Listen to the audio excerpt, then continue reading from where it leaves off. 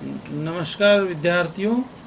आज हम online classes के अंतर्गत बीए पार्ट प्रथम के प्रथम प्रश्न पत्र भौतिक भूगोल के बारे में बात करेंगे। यह भौतिक भूगोल प्रश्न पत्र हमारे 3 भागों में विभक्त है: भूआकृति विज्ञान, समुद्र विज्ञान और जलवायु विज्ञान। आज हम जलवायु विज्ञान के अंतर्गत वायुमंडल की संरचना व संगठन की चर्चा करेंगे। वायुमंडल किसे कहते हैं? सबसे पहला विचार यही हमारे दिमाग में आता है।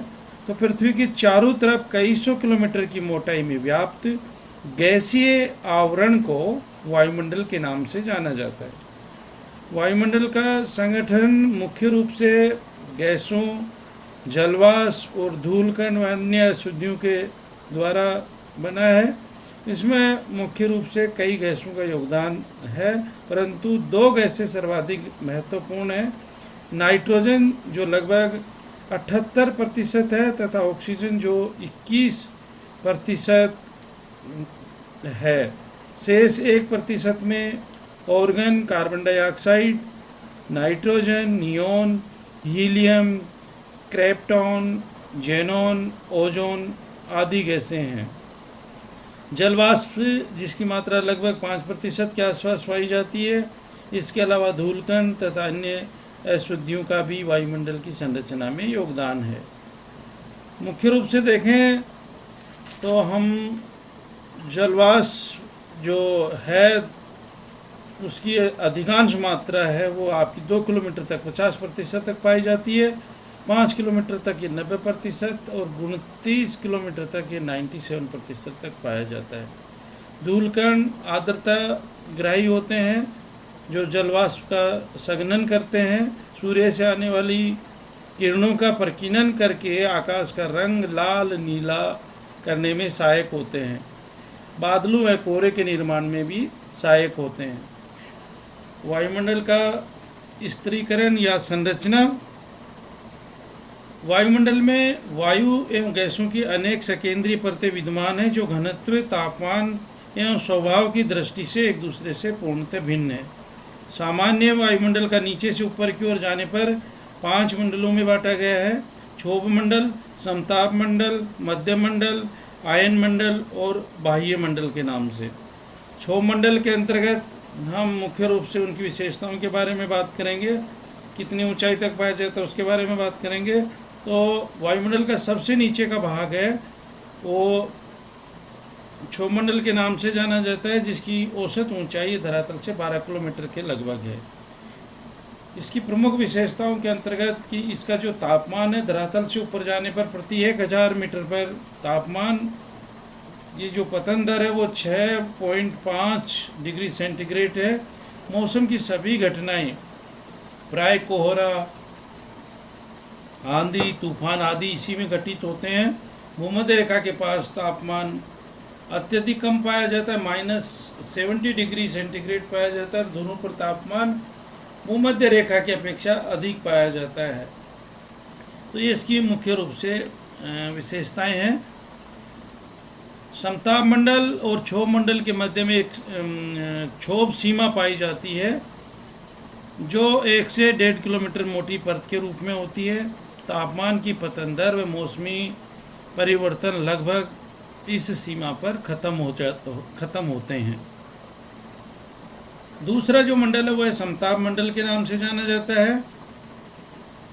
इसकी सबसे बड़ी विशेषता है कि इसमें तापमान समान एक जैसा रहता है, क्षीण क्षतिज हवाएं चलती हैं, सभी मौसमी घटनाएं लगभग समाप्त हो जाती हैं, वायुयानों का संचलन आसानी से इसी मंडल में संपादित होता है। इसकी ऊंचाई देखें हम तो क्षोभ सीमा के ऊपर औसत 50 किलोमीटर ऊंचाई तक इसका विस्तार पाया जाता है। इसी के अंतर्गत ओजोन मंडल पाया जाता है। समताप मंडल के सबसे निचले भाग में 15 से 35 किलोमीटर के मध्य ओजोन गैसों का मंडल है जो सूर्य से आने वाली पराबैंगनी किरणों का अवशोषण कर लेती हैं, जिससे पृथ्वी का तापमान नहीं बढ़ पाता है। तीसरा जो मंडल है मध्य मंडल के नाम से जाना जाता है। 50 किलोमीटर से लेकर के 80 किलोमीटर की ऊंचाई वाला भाग मध्य मंडल के नाम से जाना जाता है। ऊंचाई के साथ तापमान में ह्रास होने लगता है। 80 किलोमीटर की ऊंचाई पर जाने पर तापमान -80 डिग्री सेंटीग्रेड हो जाता है।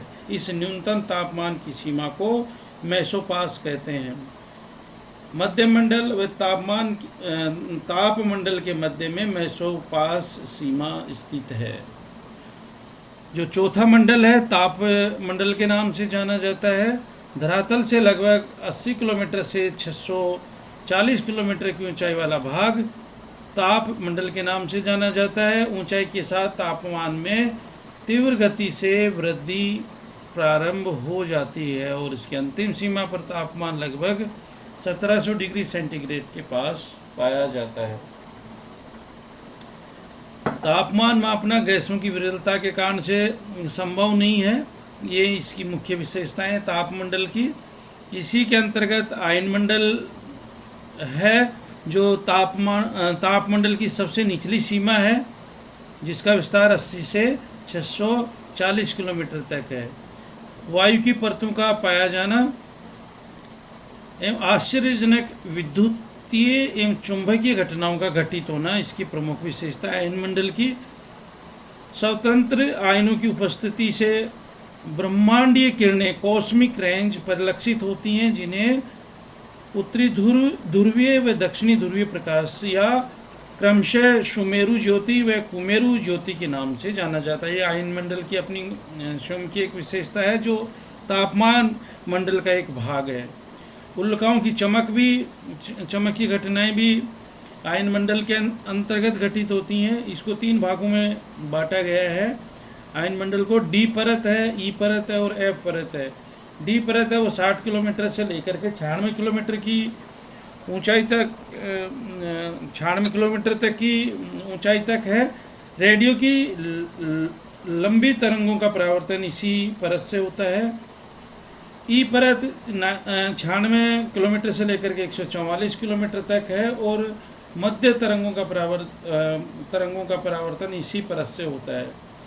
एफ परत 144 से लेकर के 360 किलोमीटर के मध्य में व्याप्त है और लघु तरंगों का परावर्तन इसी परत के माध्यम से होता है। यदि आयन मंडल नहीं होता विद्यार्थियों, तो रेडियो प्रसारण सुनना संभव नहीं होता। कारण रेडियो तरंगे अनंत में फैलकर अंतरिक्ष में विलीन हो जाती।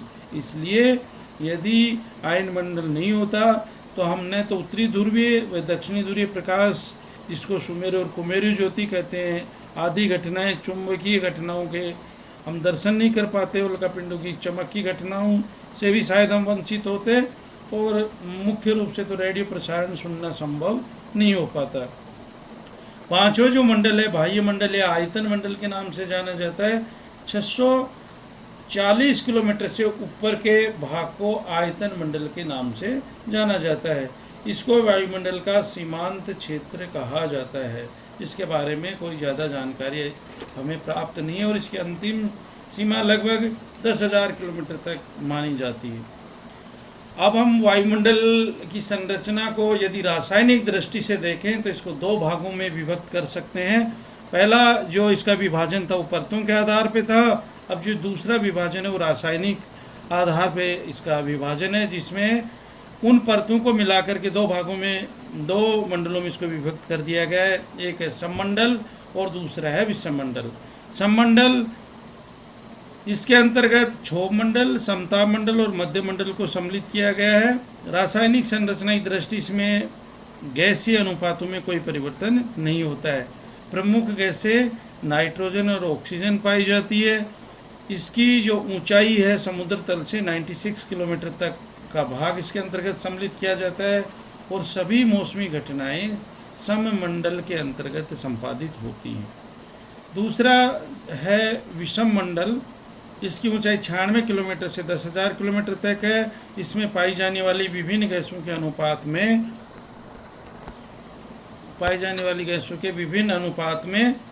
अंतर के कारण इसको विषममंडल कहते हैं। आणविक नाइट्रोजन परत, नाइट्रोजन के अणु मुख्य रूप से पाए जाते हैं। 90 से 200 किलोमीटर की ऊंचाई तक इस परत का विस्तार है। आणविक ऑक्सीजन परत, ऑक्सीजन के अणु मुख्य रूप से इसमें पाए जाते हैं। इसकी ऊंचाई 200 से 1100 किलोमीटर के मध्य पाई जाती है। हीलियम परत है, 1100 से लेकर के 3500 किलोमीटर तक है। हीलियम के अणु मुख्य रूप से इसमें पाए जाते हैं। आणविक हाइड्रोजन परत, इसमें हाइड्रोजन के कण मुख्य रूप से पाए जाते हैं और 3500 किलोमीटर से अधिक ऊंचाई पर इसका विस्तार पाया जाता है। तो इस प्रकार से ये वायुमंडल का संगठन और संरचना है। धन्यवाद मित्रों।